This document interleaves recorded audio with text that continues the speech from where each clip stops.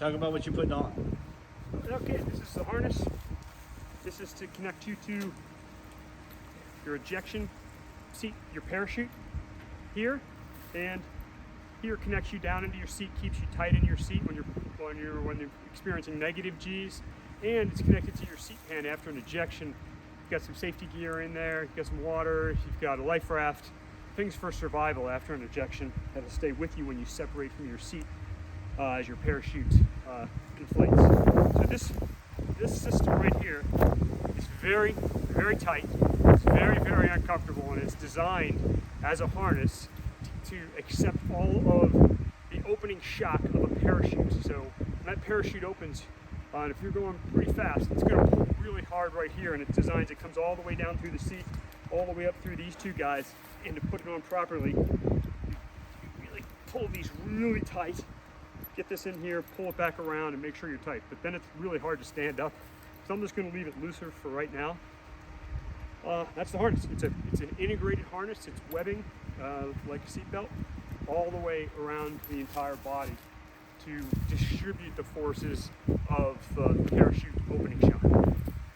After this, just throw on your survival and safety harness. This has got all the gear you need to stay alive after an ejection, and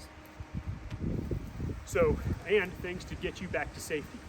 You've got a whistle, you've got a flashlight, you've got a strobe light, you've got a mirror. So if you're down in the water or you're down in the forest, rescue crews can come and find you and pick you up. So this actually isn't tight, it's just meant to stay over top. However, it's got to stay on in case of an ejection. So you might have hundreds of knots of wind pulling on this thing. And so it's snug, everything's tied in, and just if you were in a life raft afterwards or after, everything's also got safety ties in. And I'm not going to go through everything in there, it would take quite some time. And you can customize it. You can put some whatever you like in there, extra water, some protein bars, things like that. One final connection is keeps this guy on, these little D rings down here on your harness.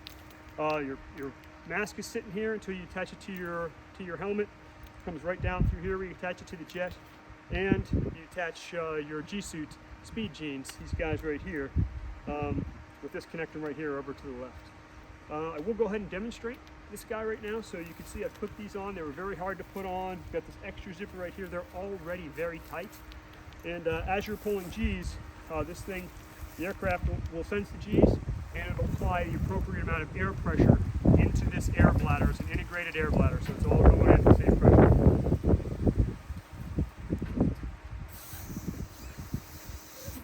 I can only put so much force in, but you can see I've got an air bladder right here that's filled, pushing on my stomach. I've got an air bladder on both thighs, squeezing my thighs, and an air bladder down in the calves, squeezing the calves. The whole point of this is as you pull G's, the blood wants to pull out of your head, down through your neck, out of your chest, and that's not where you need it. You need it up in your head so you can see, so you can think. You need the blood in your lungs so you can distribute it, and in your heart. And so everything's designed to squeeze the blood up in through your legs, up through your abdomen, and keep it all up here, where you also squeeze your entire body as you're feeling the G-forces, and keeping all of the blood up in your upper torso and in your head. It's very uncomfortable. It actually can hurt when you have a high onset of G's and this thing squeezes. It squeezes extremely tightly. It does its job. I'm going to let the air out right now. That's a lot more comfortable.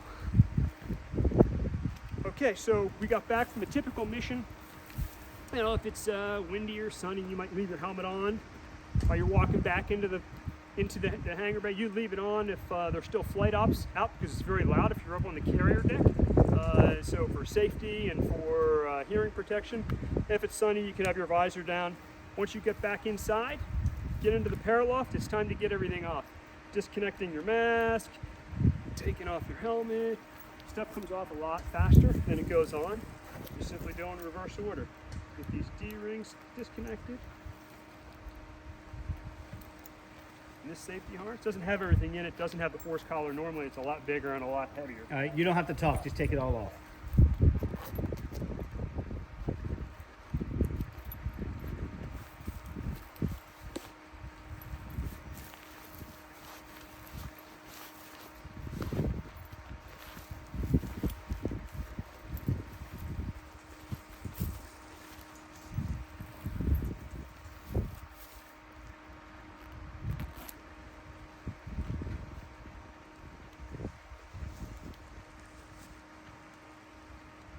Come on, buddy. There we go.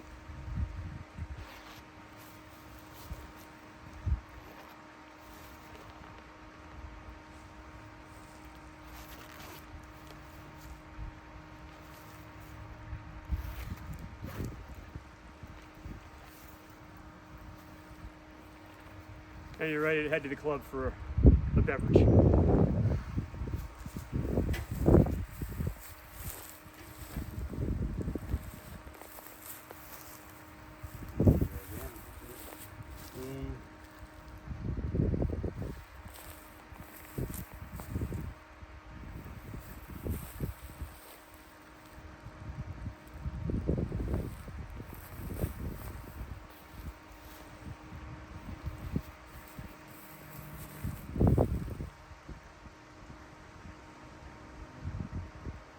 Shot right